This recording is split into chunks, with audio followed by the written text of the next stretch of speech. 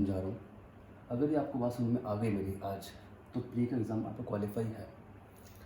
और अगर आपको समझ में नहीं आई और प्रॉब्लम क्रिएट कर रहे हो, आप टाइम वेस्ट कर रहे हो, तो फिर पता नहीं आपको कितने साल लगे तैयारी पेपर निकलने में। ठीक है, देखो, पहली बात तो मैं बता दूँ अपने बारे में। I am assistant professor in college, और मैं ये प्री का एग्ज़ाम 2 टाइम्स क्वालिफाई कर चुका हूँ। इसलिए मैं बात करूँगा सिर्फ प्री तक की, मेंस की बात नहीं कर रहा, ना मैं इंटरव्यू की बात कर रहा। ठीक है, प्री की बात करते हैं। समझाता हूँ मैं आपको कि दिक्कत क्या है, दिक्कत कहाँ तक रहती है और क्यों नहीं निकलना पेपर। देखो, पहली बात तो आप ये करो, आप पहली बात तो ये डिसाइड करो आप तैयारी किस पेपर की कर रहे हो, प्री के लिए या मेंस के लिए। तो मेरा मानना ये है कि जो बच्चे साथ तैयारी करते हैं, इन दोनों को साथ लेके, उनकी प्रिपरेशन बहुत आगे चली जाती है। ना तो कभी प्री निकलता, ना कभी मेंस तक पहुंच पाते। ज़्यादातर बच्चे मेंस में इतना उलझ जाते हैं कि प्री प्री सोचने ऐसे निकल जाएगा और प्री नहीं हो पाता। इसका इंडेक्स ये है, 10 लाख बच्चों में से, ठीक है, 10 लाख बच्चों में से अप्रोक्स 30,000 बच्चों का प्री निकलता है। इतना रेशो है। ठीक है, कि 10 में से 3 का पहुँचता है। जो इतना लंबा जो रेशो पहुँचता है वो क्यों पहुँचता है, इसके बारे में डिस्कस यहाँ पे चल रही है। पहली बात तो आप ये डिसाइड कर लो, जो आप पढ़ रहे हो ना, आप प्री का पढ़ रहे हो या मेंस का पढ़ रहे हो।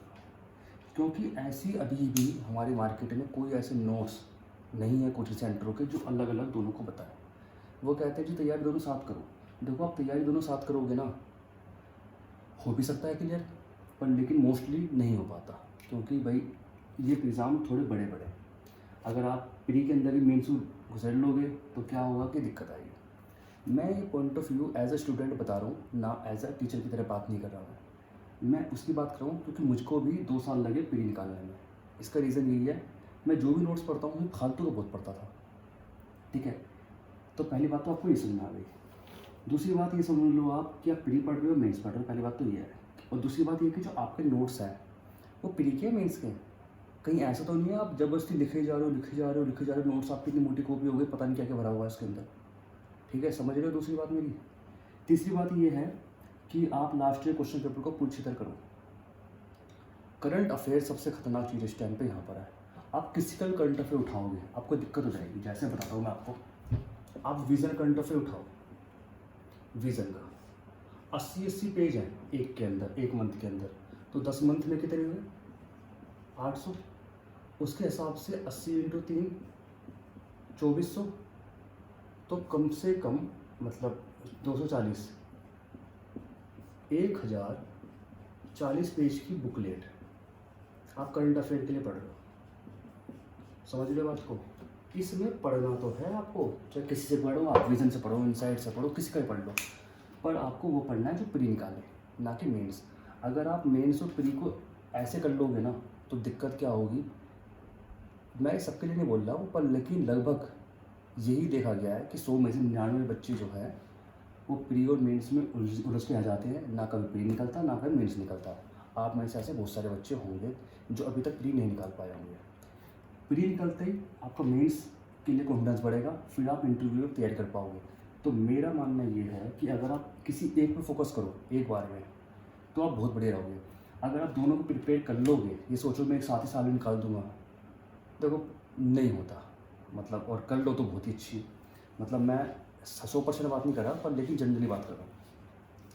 मैं आपको एग्जांपल देता हूँ सब पे कैसे कैसे तैयार है ना, दिक्कत कहाँ है। मैं आपको बात कर रहा हूँ एज ए स्टूडेंट। देखो, अब मैं आपसे जैसे एक बात करते हैं यहाँ पर इकोनॉमिक्स की। इकोनॉमिक्स पहला क्वेश्चन ये है, जैसे आप नोट्स उठाओ सीट आंसर के, इतने मोटे नोट्स के रजिस्टर पहला पढ़ो आप। देखो पेपर में क्या आता है, जीडीपी क्या होती है, जीएनपी क्या होती है, इनमें से क्या क्या जीडीपी में आते हैं, इनमें से क्या जीएनपी में आते हैं, इनमें से प्राइमरी मैन्युफैक्चरिंग सर्विस कौन सी है, टर्शरी कौन, सेकेंडरी टर्शरी कौन सी है, क्वार्टरली कौन सी, क्वार्टरली कौन सी, ये आएगा, है ना। अब ये सब तो खत्म हो जाएगा 2 पेज में, पर लेकिन उसमें क्या क्या भरा हुआ होगा, जीडीपी जीएनपी से अच्छी क्यों है, जीएनपी जीडीपी में क्या फ़र्क है, उसमें क्यों अच्छी है, मतलब एनालिसिस में चले आओगे आप। जब एनालिसिस में चले आओगे तो आप क्या होगा, आप फालतू की चीज़ें पढ़ते रहोगे। आप पेपर में क्वेश्चन आएगा सिर्फ इतना सा कि जीडीपी जीएनपी डिफरेंस क्या है, जीडीपी डिफ्लेक्टर्स क्या है, जीडीपी बढ़ाने से जीडीपी कैसे बढ़ती है, जीडीपी कम कैसे होती है, ये सब चीज़ें पढ़नी है आपको। पर जब आप इसको इकोनॉमिक्स की भाषा में पढ़ोगे कि जीएनपी जीडीपी से अच्छी क्यों है, तो मेंस में आ गए। अब आपने फिर पेशेंट दोनों को मिला दिया ऐसे करके, ठीक है। अब इससे क्या होगा, जो आपको 2 पेज की चीज़ पढ़नी थी वो हो गई आपकी 10 पेज की, सही है। जब आप प्री दोगे तो आप भूल जाओगे प्री का पेपर। अब आपको लगेगा अरे पेपर बड़ा हार्ड आया, तो ये दिक्कत होती है। तो ये एग्जाम्पल मैंने आपको इकोनॉमिक्स का दे दिया। अब आप दूसरा एग्जाम्पल लो पॉलिटी का। पॉलिटी के पिछले 2 साल के अंदर जितने भी हमारे एक्ट और रेगुलेशंस हैं, चाहे वो 1772 हो गया, 1781 पिट्स इंडिया एक्ट हो गया, या फिर 1833 हो गया, 1872 हो गया, 92 हो गया, ठीक है, 1857 रिवोल्ट हो गया, कि बाद में जो भी चीज़ें आई, ठीक है, 1919, 1935, 1939 में जो एग्रीगेशन हुआ। अब आपने ये तो आपको याद नहीं होगा, और आपने क्योंकि ज़्यादातर क्वेश्चन यहाँ से आए, अब आपने ये तो याद करी नहीं, अब नई नई चीज़ें पढ़ रहे हो आप, ठीक है। मतलब आप और थ्योरी पढ़ जा रहे हो कि भाई कैसे इम्पैक्ट आया, ये कैसा आया, वो कैसे आया। अब क्या हुआ कि अब जो चीज़ें आई वो पेपर में आपसे नहीं हुई, प्री के पेपर में आपने मेंस का पढ़ लिया, प्री का छोड़ दिया। एग्जाम्पल तो गवर्नर का, इनमें से कौन सी पावर गवर्नर की डिस्क्रिप्शन पावर में आती है और कौन सी इसके अंदर एडमिनिस्ट्रेटिव पावर में आती है, ये पता होनी चाहिए। पर लेकिन वो तो 2 पेज में ख़त्म हो जाएगा। अब आप कोचिंग के नोट्स उठाओ, उसमें लिखा होगा governor is the agent of the centre, what is the disadvantage of the it. आप पढ़ते रहो इसकी 10-20 पेज की पन्ना, हमारा कॉन्स्टिट्यूशन लंबा क्यों है, हमारा ये क्यों है। जो आप मेंस का पढ़ रहे हो ना, वो आप प्री में मिक्स कर रहे हो, और जैसे ही मिक्स करोगे ना, वैसे ही आपकी प्रिपरेशन लग जाएगी। प्री की बात करूँ मैं, ठीक है। इसीलिए प्री का अलग होनी चाहिए प्रिपरेशन, और मेंस की अलग होनी चाहिए। तो बात कर दी मैंने आपको इकोनॉमिक्स की, पॉलिटी की। अब बात करता हूँ आपको हिस्ट्री की। हिस्ट्री के अंदर एंसेंट इंडिया और मेडिवल इंडिया से क्वेश्चन आते हैं कम, आते हैं ज़्यादातर आर्ट एंड कल्चर से और मॉडर्न इंडिया से, मॉडर्न हिस्ट्री जिसे हम कहते हैं, ठीक है। ये आपको पूरा अच्छी तरह ध्यान से पढ़ना है, ठीक है। अब आप पढ़ते रहो, फैक्ट्स भी आपको याद होने चाहिए। अगर आप मेडिवल इंडिया के फैक्ट्स देखोगे ना, 100 से लेकर 150 लाइन है सिर्फ, ख़त्म करके अलग कर दो आप। पर लेकिन आप बुक उठा लोगे इतनी मोटी सी, उसे पढ़ते रहोगे। पढ़ना है पर आर्ट एंड कल्चर के हिसाब से पढ़ना है, ठीक है। ये कैसे मान पड़ेगा आपको, जब आप लास्ट ईयर के 10 साल के पेपर देखोगे, उस पेपर के हिसाब से आप पढ़ोगे। आपको तैयारी पेपर के हिसाब से पढ़नी है, कोचिंग सेंटर के हिसाब से नहीं पढ़नी है। पहली बात, जो मैं आपको बता रहा हूँ वही सच्चाई है यूपीएससी के लिए। दूसरी बात क्या है, ज्योग्राफी की बात करूँ। आप ज्योग्राफी में क्वेश्चन आएगा, आप पढ़ रहे होंगे what is effect of the western disturbance on this और दिस।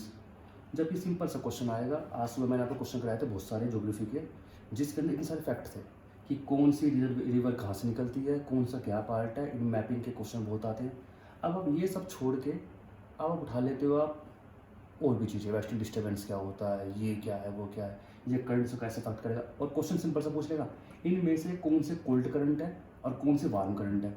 आप पे यही नहीं होनेगा, पर आप क्वेश्चन पढ़ रहे होंगे what is effect of the current when this and this and this. समझ रहे हो बात को। तो आपको जो बेसिक चीज़ है वो याद होनी चाहिए।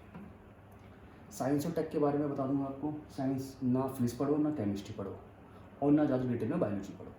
आप पढ़ो उनकी करंट अफेयर। करंट अफेयर आपका बहुत अच्छी तरह से होना चाहिए, ना ज़्यादा डीप और ना ही ज़्यादा बिल्कुल ऊपर, मिडिल में होना चाहिए। करंट अफेयर आप कहीं कहीं पढ़ लो, किसी का पढ़ लो, ठीक है। विजन करंट अफेयर अच्छा होता है। तो ये तो हो गई बात। तो पहले तो आज मेरी मानो तो आप ये डिसाइड कर लो, आपको प्री का पेपर देना है या मेंस की तैयारी करनी है। आपके नोट्स प्री के हैं या मेंस के हैं, ये दोनों के मिक्सअप हैं। तो आप इनको आज ही अलग कर लो, और जैसे ही आप अलग करोगे तो जो आपका काम 2000 पेज का है, जो मान लीजिए 2000 पेज का काम है, वो आपका 1000 पेज रह जाएगा। फिर आप इसको 3 से लेकर 4 बार पढ़ो अच्छी तरह, इतना पढ़ो कि आपको सब चीज़ याद हो जाए। जैसे मुझे याद है चीज़ें, मुझे ज़्यादा पढ़ने की जरूरत नहीं पड़ती है, मुझे इतनी चीज़ें याद है कि मैं इन्हें कर लेता हूँ। 2 टाइम्स प्री यूपीएससी का, उत्तर प्रदेश पीसीएस का एग्ज़ाम मैं हर साल निकालता हूँ, इस बार भी निकला हुआ है। तो इसीलिए क्योंकि मेरे पास पूरे नोट्स हैं, तैयार रहते हैं। वो नोट्स जो सिर्फ फालतू का उसमें नहीं होता, उसमें मेंस का नहीं होता। प्री का अलग है, मेंस का अलग है, ठीक है। अब जिस बार मैं मेंस क्लियर करूँगा तो मैं आपको फिर मैं साथ में मेंस के नोट्स भी शेयर करूँगा फिर बाद में। अभी मैं आपको प्री के नोट्स शेयर करूँगा। तो आपके काम यहाँ से यहाँ तक है। जब आपका काम 2000 पेज से 1000 पेज तक आ जाएगा तो आपका बर्डन ऑटोमेटिकली कम हो जाएगा। फिर आपकी प्रिपरेशन प्री में अच्छी होगी। जब प्री निकालोगे तब आप बता सकोगे हाँ जी मैंने प्री निकाल लिया है, मैंने क्वालिफाई कर लिया है, अब मैं 10 लाख लोगों में से 30,000 लोगों में आ गया हूँ और ये आ गई हूँ तो फिर आपको कॉन्फिडेंस बढ़ेगा, फिर आप तैयारी करोगे। समझ रहे हो? तो अगर आप मिक्सअप करके चलोगे तो भाई मेरे ख्याल से आपको हमेशा दिक्कत फेस करनी पड़ेगी। ये मेरा पर्सनल एक्सपीरियंस है। मुझे प्री निकालने में 2 साल लग गए। मेरे नोट्स इतने इतने होते थे पहले, इकोनॉमिक्स में इतने सारे नोट्स थे, और अब मेरे नोट्स होते हैं 25-30 पेज के, 40 पेज के बस। हिस्ट्री के मैंने मेडिवल के इतने मोटे नोट्स बना दिए। अब मैं सिर्फ 200 पेज याद करता हूँ, 200 पॉइंट याद करता हूँ। एंशिएंट हिस्ट्री के बहुत कम करता हूँ, बस सबसे ज़्यादा मॉडर्न हिस्ट्री पढ़ता हूँ। ठीक है, इस हिसाब से मैंने निकाला तो समझ में आया कि भाई लास्ट ईयर के पेपर देखिए तो समझ में ये आया कि फालतू की चीज़ हम ज़्यादा पढ़ते हैं। कोचिंग के अंदर जितने भी नोट्स आते हैं उसमें मेन्स और प्री का मिक्सअप होता है, और आप पढ़ते रहते हो उनको।